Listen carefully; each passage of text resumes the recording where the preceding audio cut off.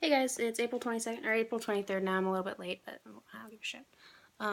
So first thing is I wanted to talk about, I think that I'm in favor of making these videos less structured. We imposed this 4-minute time limit on ourselves, and I think that I generally have a hard time fitting everything I want to say into that amount of time. I know Tyson agrees with me, but I'd like to get your guys' input. I think that we should all just kind of use our best judgment, and I don't think it matters that much.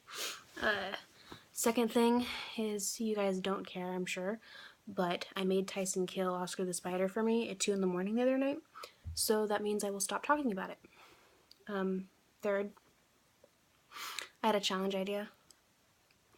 I know that this has been done before on YouTube, but just the idea of dudes putting makeup on is something that really, really tickles me. So if Johnny, Ben, or Tyson were so inclined and they wanted to watch like a makeup tutorial video and recreate it, something that's a little bit complicated, don't just like do a little bit of eyeliner and make a lipstick like I do, but like do your brows and like some eyeshadow, at least a couple colors of it, and like maybe some contouring, you know, something a little complex, because I just think that's super funny. And then the last thing is I wanted to talk about Tyson's D&D session. Because yesterday he said that he didn't think it went very well.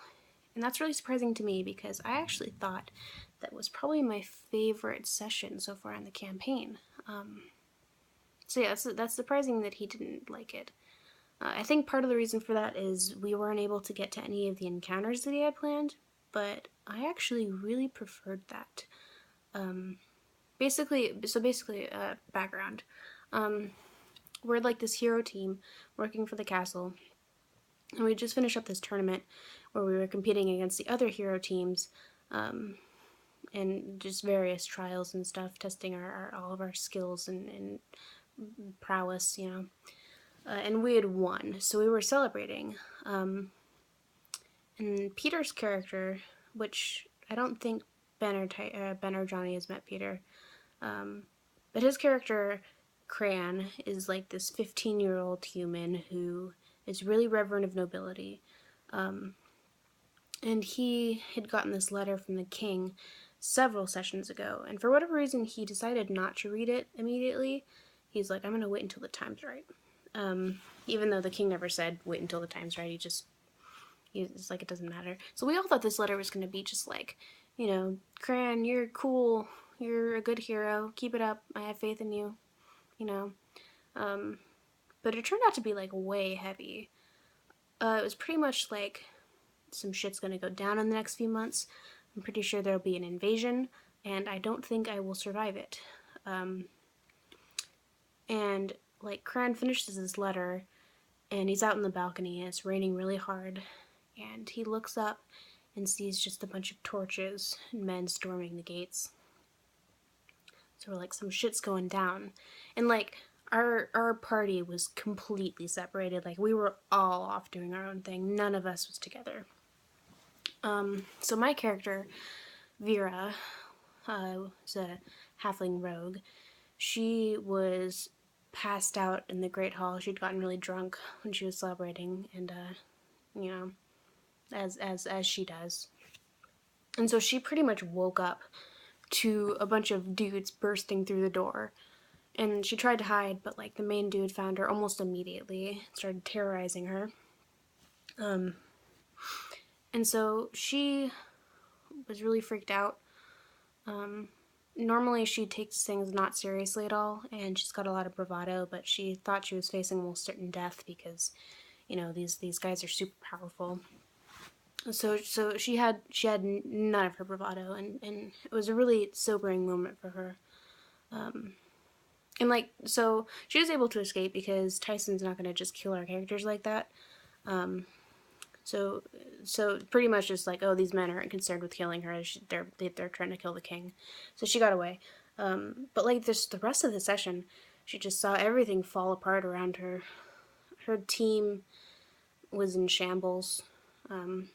Cran, Peter's character particularly, who is just like super young, and he really, really admired the king, and he was like his hero pretty much. So he's like, I have to save him, but he was really frightened.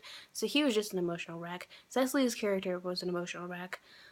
Garrett's character, not so much, but he also died, I'm pretty sure. He stayed behind to let us escape. Mostly because he's having a baby in the next couple weeks, and he's like, I can't play anymore. So Vera's just like, King died. We saw the king die. Pretty sure his entire family was slaughtered. Most of his men, I'm sure. Garrett's character died. My character, Peter's character, and Cecily were the only ones that we know of that escaped. So it was just like, it was really serious and heavy. And she had to really take charge in that situation because everybody else was just like, you know, not having it. She felt like she was the only one who could stay level-headed, which is not her thing so much, I don't think. She's not used to being the one that makes sense and that's doing things that are level-headed. So I thought there was good character development there, but like I just thought the whole thing was really awesome. It was like there weren't any encounters after the trials were over, so we could really focus on how terrifying the whole situation was without like combat taking us out of it. And it was all just really unexpected. Like we were in the castle where we slept, and we all thought we were really safe there. It was really well guarded. It's like we didn't think anything would ever happen. We felt comfortable enough that we split the party entirely, like all of us, just in different places. So I thought it was really like a red wedding kind of thing, where we'd finish celebrating and like, you know, just a huge invasion and just everybody slaughtered. Like it just totally unexpected. We were really vulnerable to attack. Yeah, it was. I thought it was really great. I thought it was a really good session for character development in that way. Also, like, I know this might be confusing to you, Tyson, because I know I've complained about not having enough autonomy in games, so I apologize if this is contradictory, but I really liked how powerless I felt. I feel like that was just kind of the perfect amount of realism for me. I don't know. I think that you emphasize combat more than I would, and it was nice to not feel like a total badass for once, if that makes sense. And I don't know if I can explain it quite right, but I thought it was really good, and kudos to Tyson. Sobering, I think, is the word for it. Is the best word. I think that Vera's going to start taking these a lot more seriously now.